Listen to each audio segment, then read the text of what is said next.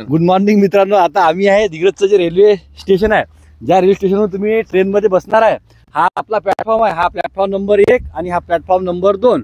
भविष्यामध्ये जेव्हा तुम्ही येसाल तेव्हा तुम्हाला इथूनच तुमच्या ट्रेनमध्ये तुम्हाला बसावं लागणार आहे. हे मित्रांनो बघा, आता आम्ही सकाळी जवळपास इथं सकाळी 4 वाजता आलो.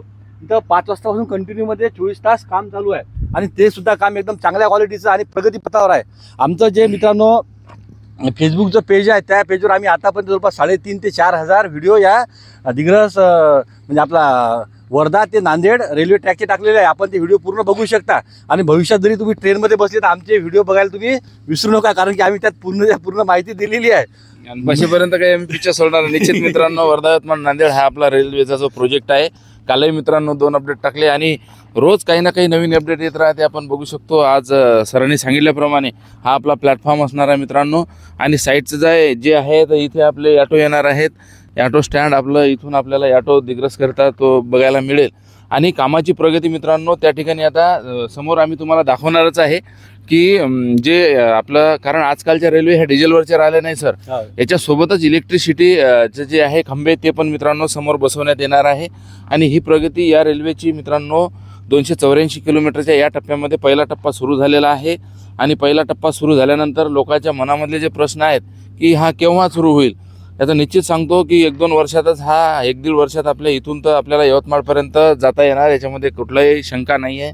जे अपडेट असतात आम्ही काही असं जाणून बुजून हे विषय टाकत नाही, परंतु काहीतरी प्रूफ असल्याशिवाय आणि त्यामध्ये चेंजेस असल्याशिवाय मित्रांनो हा विषय आम्ही आता टाकत राहणार आहे. आणि काही दिवसातच येथे आपण उमरखेड त्याही ठिकाणी 1-1.5 महिन्यातच त्या ठिकाणी जाणार आहोत. मागे आपण पुसद विभागातील व उमरखेड विभागातील पण व्हिडिओ टाकलेला आहे. आणि आपल्या चॅनलच्या माध्यमातून मग ते यूट्यूब असो किंवा इंस्टाग्राम असो किंवा फेसबुक असो या पेजच्या माध्यमातून मित्रांनो ही माहिती आपल्याला कशी वाटत आहे निश्चितपणे कॉमेंट करा, शेअर करा.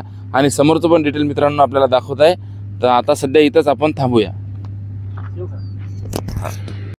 आता आम्ही रेल्वे ट्रॅकवर उभे आहे आणि आपण बघत आहे की इथं सकाळी जवळपास 5 वाजतापासून हे जे लेवलिंगची जी मशीन आहे JCB हा कंटिन्यू चालू आहे. आणि हे जे रेल्वे स्टेशन जे आहे की याच रेल्वे स्टेशनवर तुम्हाला इथून वर्ध्याला सुद्धा जाता येईल सरळ आणि इकडं नांदेडला सुद्धा जाता येईल. तर याच्यामध्ये सर्वात महत्त्वाचं असं आहे की आपण हा जो रेल्वेचा प्रोजेक्ट जो आहे हा जास्तीत जास्त 2 वर्षामध्ये कंप्लीट होईल अशी आम्हाला आशा आहे. आणि मित्रांनो हे बघा, हे रेल्वे स्टेशन आहे. इथं हा प्लॅटफॉर्म नंबर 1, 2, 3, 4 म्हणजे या साईडला पण तुम्ही बसू शकता रेल्वेमध्ये आणि या साईडला बसू शकता. आणि ज्या एक्स्ट्रा ज्या मालगाड्या वगैरे ज्या राहतील की जास्त मित्रांनो सगळ्यात जास्त महत्त्व याच्यामध्ये काय, रेल्वेला जो आहे तो तिकिटामधून पैसा जास्त येत नाही, तो येते जास्त माल वाहतुकीमधून. कारण की एका ट्रेनमध्ये जवळपास 500 ट्रक एवढा माल मिळतो. आणि सर्वात महत्त्वाचं म्हणजे जो एकदम वेटेड माल असतो म्हणजे दगडी कोळसा वगैरे जे आहे दळणवळण, आणि याचे जे चार्जेस आहेत ते खूप कमी असतात.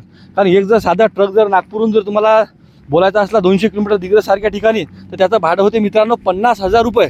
परंतु तोच जर माल तुम्ही एक ट्रकभर जर ट्रेनमध्ये जर बोलावला मित्रांनो तर हा माल तुमचा जास्तीत जास्त 4 ते 5 हजारामध्ये तुमचा इथं येऊ शकतो. तर हा सुद्धा बेनिफिट याच्यामध्ये आहे. नुसतं रेल्वे म्हणजे बसायसाठीच नव्हे, परंतु जे व्यापारी वर्ग जे आहे, जो शेतकरीचा माल वगैरे आहे, हे सुद्धा वाहतुकाची दळणवळण व्यवस्था ही एकदम कमी पैशामध्ये जवळपास म्हणजे तुमची 90% त्याच्यामध्ये वाहतुकीला खर्च वाढू शकतो. कारण मित्रांनो आज डिझेल आणि पेट्रोलचे जे रेट आहे ते आज खूप हाय झालेले आहेत. आणि त्याच्यानंतर आलेले रोडनं चाललेले तुम्हाला टोल नाके सुद्धा भरपूर आहेत. मोठ्या वाहनासाठी 1000 रुपये टोल नाका आहे. तर रेल्वेचं जे वाहतूक आहे मित्रांनो दळणवळणाची ती एकदम कमी पैशामध्ये आणि सुरक्षित आहे आणि अतिजलद आहे. कारण की जर ट्रक याचा असला समजा आता 200 किलोमीटर तर त्या ट्रकला कमीत कमी 5 ते 6 तास लागतात इथं यासाठी. परंतु हेच जर तुम्ही रेल्वेमध्ये जर तो माल असला तुमचा तर तो माल जास्तीत जास्त 2 घंट्यामध्ये तुमचा इथं येऊ शकतो आणि कोणताही खराब न होता. त्याच्यामुळं हे जे आहे म्हणजे प्रवासासोबत खाली पाहिजे प्रवासासोबतच दळणवळणासाठी खूप महत्त्वाची रेल्वे आहे.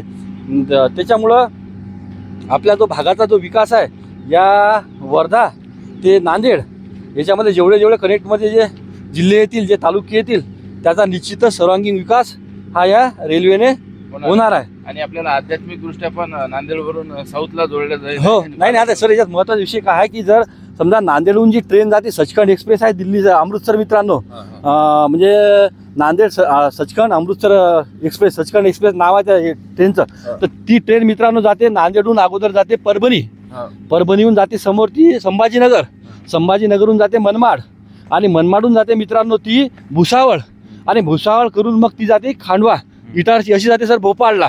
तर मित्रांनो आपल्याला हे जे साधन जे आहे, कारण की हा रूट एवढा महत्त्वाचा आहे भविष्यासाठी, की नांदेडहून जर ट्रेन सरळ आली इथं तर ती सरळ येईल नांदेडहून डायरेक्ट यवतमाळ, दिग्रस यवतमाळ, आणि डायरेक्ट वर्धा आणि नागपूर, आणि नागपूरहून मित्रांनो सरळ सरळ भोपाळ, म्हणजे तिकडचे जे जवळपास 200 ते 300 किलोमीटरचं अंतर आहे सर, ते कमी होणार इथं आणि फास्ट होणार. आणि या रोडनं भविष्यामध्ये आणखी, म्हणजे आम्ही आता जे बोलत आहे 2025मध्ये, आम्ही जवळपास आणखी 20 वर्षानं बघा तुम्ही 2040-45मध्ये, तर हा जो ट्रॅक आहे हा अतिशय महत्त्वाचा ट्रॅक राहील. कारण की दक्षिण भारत म्हणजे जवळपास हैदराबाद ते सरळ विदर्भहून असा नागपूरहून डायरेक्ट MP असा हा ट्रॅक राहणार आहे. त्यामुळं आता जरी याचं महत्त्व लोकांना पटत नसलं तर तरी भविष्यामध्ये हा खूप महत्त्वाचा रेल्वे मार्ग होणार आहे. त्यामुळे सर्वांना आम्हाला अपेक्षा आहे की ही रेल्वे लवकरात लवकर सुरू होईल आणि त्या रेल्वेत आमचे जे सगळे सोबती आहेत ते ट्रेनमध्ये बसतील आणि जातील. आणि आमचा सुद्धा आता व्हिडिओ आम्ही मागचं फ्लॅशबॅक दाखवू. आम्ही सुद्धा तिकीट काढून बसाच बरं बडे सर, तसेच बसा, तिकीट काढून ट्रेनमध्ये बसणार आणि तो व्हिडिओ काढणार आम्ही. त्यामुळे आमचे जे व्हिडिओ आहे तुम्ही अपडेट रोजच पहा. आम्ही रोजच तुम्हाला सर्व सांगतो आज काय काम झालं म्हणून. आज जवळपास आता इथं स्लॅबचं काम चालू झालेलं आहे, म्हणजे यांनी आता पये झालेले आहेत. जे स्टेशन राहील आपलं, आता आम्ही त्या स्टेशनवरच फिरत आहे. जवळपास हा स्टेशनचा जो परिसर आहे मित्रांनो, हा 1 किलोमीटरचं स्टेशन राहणार आहे हे, आणि हां 1 किलोमीटरच्या वर स्टेशन राहणार आहे. आणि इथं जे आहे तुमचं प्लॅटफॉर्म राहील, याच्यामध्ये तुम्हाला बसायला पूर्ण व्यवस्था वगैरे, तर त्याची आताच पिलरचं काम चालू झालेलं आहे. इथं पिलरचं जे आहे गज बांधणी ते सुरू आहे, आणि इथं समोर त्याच्या पय्या खणणं चालू आहे. आणि आज जवळपास हे जमिनीपेक्षा किती फूट असेल सर आहे 60, हे किती फूट आहे खालून जमिनीपेक्षा 50 फूट असेल 90, हां 50 फुटावर हे रेल्वे स्टेशन आहे खालून ग्राउंडपेक्षा. आणि याची हाईट सुद्धा आणखी वाढणार आहे.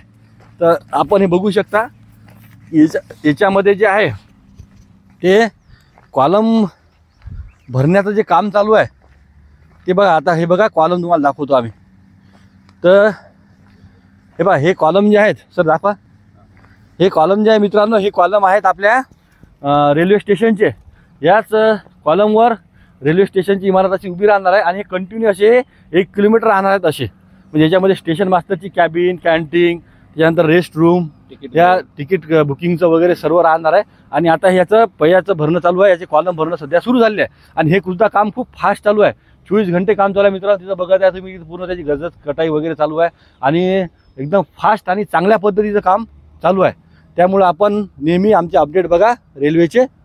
बोला सर. आहेत तर त्या ट्रेनचाही आपल्याला मित्रांनो फायदा होणार आहे. डिस्टन्स आपलं कमी होणार आहे, आणि या सगळ्या परिस्थितीमध्ये मग याचा निश्चितपणे आपण येणाऱ्या काळात फायदा घेणार. आणि पुढचं जे अपडेट आहे ते मित्रांनो लगेच तुम्हाला समोर दाखवत आहे. धन्यवाद.